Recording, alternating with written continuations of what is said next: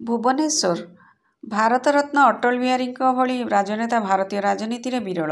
ତାଙ୍କ ଭଳି ରାଷ୍ଟ୍ରନାୟକ ଯୁଗେ ଯୁଗେ ଦେଶବାସୀଙ୍କ ନିମନ୍ତେ ପ୍ରେରଣାଦାୟୀ ହୋଇ ରହିବେ।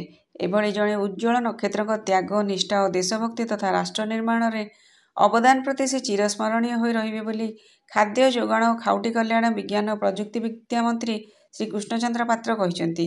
ସ୍ଥାନୀୟ ରବୀନ୍ଦ୍ର ମଣ୍ଡପରେ ନୃତ୍ୟଧାମ ଦ୍ୱାରା ଆୟୋଜିତ ଏବଂ ଭାରତ ସରକାରଙ୍କ ସଂସ୍କୃତି ମନ୍ତ୍ରଣାଳୟ ଦ୍ୱାରା ଅନୁମୋଦିତ ଏକ କାର୍ଯ୍ୟକ୍ରମରେ ମୁଖ୍ୟ ଅତିଥି ଭାବେ ଯୋଗଦେଇ ଶ୍ରୀ ପାତ୍ର ଏହା କହିଛନ୍ତି।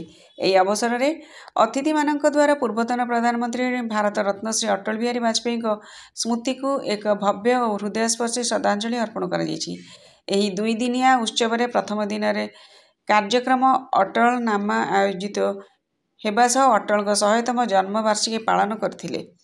ଏହି ସନ୍ଧ୍ୟାରେ ନାଟକ ରାଷ୍ଟ୍ରପୁରୁଷ ଅଟଳ, ଯାହା ବିଶ୍ୱନାଥ ପାଠୀଙ୍କ ଦ୍ୱାରା ରଚିତ ଏବଂ ଧୀର ମଲ୍ଲିକଙ୍କ ଦ୍ୱାରା ନିର୍ଦ୍ଦେଶିତ ଶତାବ୍ଦୀର କଳାକାରଙ୍କ ଦ୍ୱାରା ପ୍ରଦର୍ଶିତ ଏହି ମହାନ ନେତାଙ୍କ ଜୀବନ ଓ ସମୟକୁ ହୃଦୟସ୍ପର୍ଶୀ ଭାବେ ଚିତ୍ରଣ କରିଥିଲା।